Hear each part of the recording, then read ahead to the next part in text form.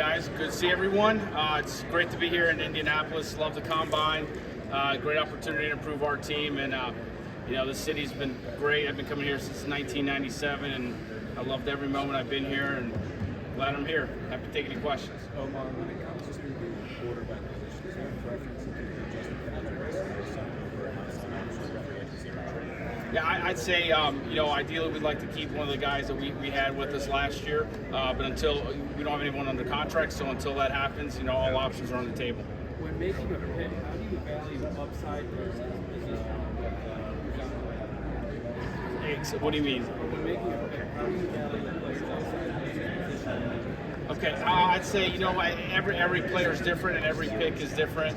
So I'd say, when you get to a certain selection and you're trying to decide who the best person is, you just decide, and hopefully by that time you know who the best person for the Steelers would be at that pick. I'm not asking questions. Yeah, I'd say the same answer. The options are on the table. Najee's had 4 straight 1,000-yard seasons for us, and a lot of respect for what he's done. In terms of the receivers, there was a lot of emphasis last year about the compliments of that. How high up on the team is getting more big play receivers this year?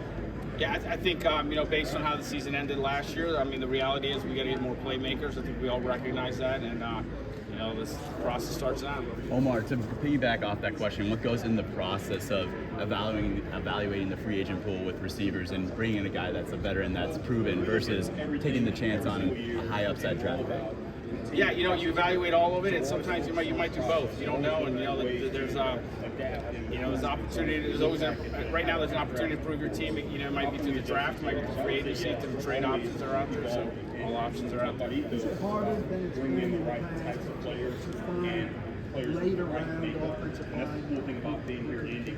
We had 4 hours of interviews. I don't know if that's accurate. The last couple of years, we drafted Spencer Anderson in the 7th round, and he's done a really good job for us, and really like his upside. He has a chance to help us in the future. And then last year we took, I don't know what you define as later, but we took Mason McCormick in the 4th round, and he really did a really good job for us. Omar, how do you evaluate the play of both Justin and Russell from 2024?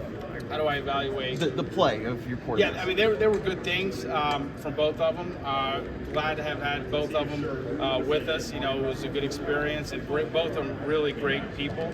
But the reality is we ended the season with 5 straight losses, and that's not good enough. That's unacceptable. And from top to bottom organization, we have to be better.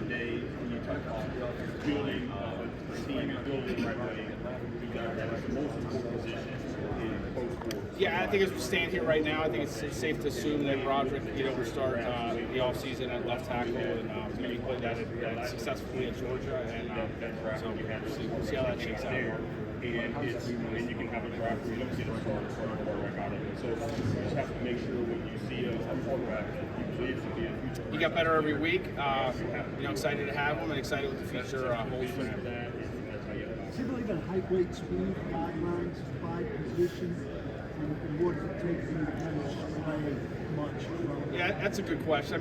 The reality is it's all part of it, right? That's you're not going to run from that. All those measurables that you mentioned, they're important. They're things you discuss, and you'd like to have the perfect player at every position. But we understand that players come in different sizes and shapes, and it's what it is. Omar, whether it's Justin or Russ or someone who's not currently in the building or recently in the building, what are you looking for in your quarterback from a skill set standpoint and a leadership standpoint? The skill set, look at our guys, they both had different skill sets, and the guys that are available out there, those probably have different skill sets than the guys that we had. We're just looking for the guy, the player that's going to help us win our ultimate goal, which is a championship. When you evaluate that leadership aspect, how do you feel Justin and Russ did in bringing that to the offense? I can't say enough about both guys as leaders and as people. It was a great experience. And the way those guys handled it wasn't always easy for both those guys, I'm sure, but they handled it like true pros, as pros that they are.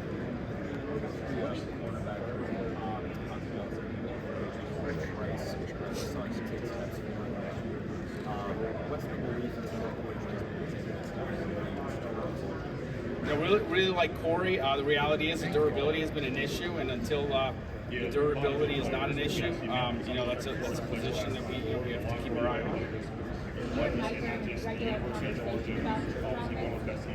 describe what you've told you about what's most important to quarterback? That's a good question. I got to keep those out for obvious reasons, those conversations between him and I. But we're looking for a winner. We're looking for the guy that's going to help us win a championship. That's what we are. Omar, you mentioned that you had 5 straight losses in the season, which is unacceptable. 2 of those came against the 2 teams playing a good dance at the end of the year. What are you looking at as a roster builder from that perspective to put yourself in that contention with those top-tier echelon teams? Those guys set a standard for 2024. They made it to the Super Bowl. Credit to both those teams. I sat on my couch watching those guys play, and that wasn't good enough. And outside of that, we got to be better organizationally, top to bottom. Over your first 2 years, you guys have been aggressive. That changes more in the trenches. It was in the draft. Some form of how you guys are going forward, whether it's going to keep investing there on the defensive side of the ball versus playmakers at other positions. Yeah, those big guys, I've said it from the day I got this job, that's important to me, so we're going to continue to address that all the time. Omar, how close was Troy Fatanu to coming back at the end of the year, and where's he stand? Not sure if we would have seen him in the postseason, but he'll be ready for the offseason. That's a good question. Speaking of injuries, when you look at Cole Holcomb, how close was he to returning, and where do you want to go forward? Yeah, unfortunately, the season didn't continue for us, but Cole could have helped us in the playoffs. He would have been ready to go. What's that? I'm not going to comment on specific players or things that are out there. The one thing I've learned is that there's a lot of fake news out there. That's just part of the thing, just part of what we do. But there's a lot of fake news out there. But I'll say that all options are on the table until we address our quarterback position. Omar, how would you evaluate the first-year play of Patrick Queen in black and gold? Patrick Queen in the first season with the Steelers. Patrick Queen? Yeah, it was awesome. I was glad to have him. He got better, as he got more comfortable in our defense. You just saw it. You guys saw his speed and how exciting of a player he can be, and I'm glad we got him. Always going to be adaptive, but you better be good. Omar, was TJ fighting through something at the end of the year there that his numbers weren't what they had? Yeah, it was. I don't know if there's anything specific. The offense did a good job of scheming against TJ, but TJ's TJ. Glad to have him. Usually you can spend time and see people face to face and talk about your roster and those names and how you want to have that. But it's really about still in the gathering information. Yeah, it's a good problem to have. We got 3 capable guys, and the coaches have. I'll leave that up to coaches figure out how they utilize them, but it's a good problem to have. Omar, what did you learn about Justin when Russ came back was healthy and took the starting job back over? What did you learn about maybe how Justin handled that transition and obviously being disappointed that he was no longer the starter? I don't know if we learned anything new. We knew the type of person was, a character. I love Justin. Can't say enough about him, and I'm sure it was tough for him. I hope he was disappointed. That's what you want. You want guys that are out there wanting to play. It's been a great experience. From our last year, you got Justin and Russell. What did you learn about evaluating quarterbacks and having them last year that you took 5 years? Yeah, the circumstances were a little different there. We signed Russ, and then things happened when we were in need of another quarterback. We wanted to bring another quarterback in. Things happened, and we made the trade for Justin. The opportunity was there, and if I had to do it again, I'd do it again. The process with the metaphors. A lot of one and done playoff in recent years. So what's the balance of maybe mistaking your process versus kind of disrupting it and being maybe kind of saving it up?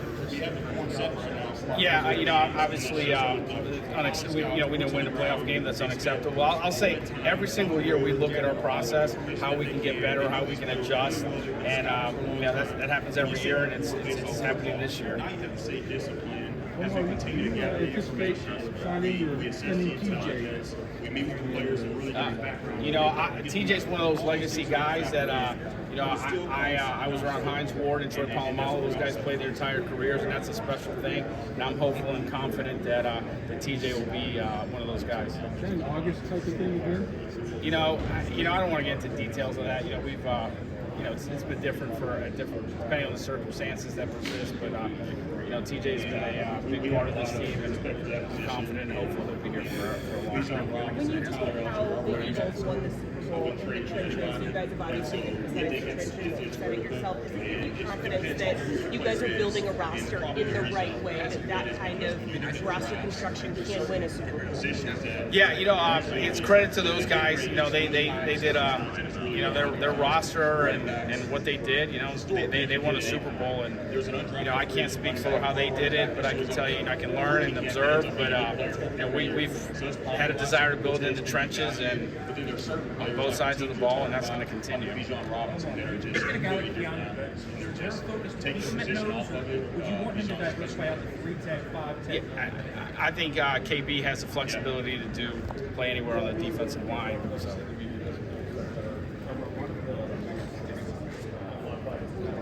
Yeah, good question. And there's always rules and rules and things that places you don't want to reach. I don't know if I necessarily agree with that, but I'll just say, we weren't good enough, and we have to adjust, and we have to get better. We weren't good enough. Omar, when you look at this draft class in comparison to other draft classes, what would you say are the 2 to 3 strengths of this draft class compared to other ones that you've analyzed in recent years? Yeah, it's early, but I'll say it's a good draft. There's a lot of talented players here, and guys that can help us. I'm looking at. There's a lot of time between now and April, but I'll say obviously look at the defensive line group and the DB group and the running back group. The edge guys and the O-line. There's some good players at all those groups. Mike always talks about finding football lovers, guys that love the game. How can you approach this process to be determined that guy is a football? Yeah, the biggest piece, I'll say one of the biggest pieces of this process for us is the time that we spend with the guys, interviewing them and talking to them, and that's what really we try to determine that. We don't have a lot of time, but we try to maximize every second we have these guys, talking to them, asking them certain questions, seeing how they think, how they process, and seeing if like you said, if they're guys that love football and winning's important to them. What's really interesting about that, now when you look at players, you're used to looking at players' profile, and you see he's been at this school 4 years. It was more unique to see a player that's transferred, but now you can look at a player. Yeah, I have a lot of confidence in Roman. Unfortunately our season didn't continue, but Roman was in position to play if we needed him to in the postseason. I think it would have helped us, but the arrow up on him. Omar, you guys were linked to Brandon Ayuk pretty late in the process last year. Fell through kind of right now in the season. Maybe left on less options than free agency or trade or otherwise. Was there any learning from that situation, how you approach the receiver? Yeah, what was the first part of the question? You guys were linked to Brandon Ayuk throughout the offseason last year. Just by the time he had signed back with the San Francisco 49ers, maybe less options. Yeah, I don't necessarily agree with the first part of that question, but I'll just say, every one of these things is a learning experience, and we're always looking to try to get better, whether it's through the draft or making a trade or the waiver wire, and there are opportunities out there we can pursue that are going to make us better and help us win our championship. We're going to do it. How do Mike Parsons and Myles Garrett's role in the market influence your conversations? What do you have to keep in mind when you're looking at that edge?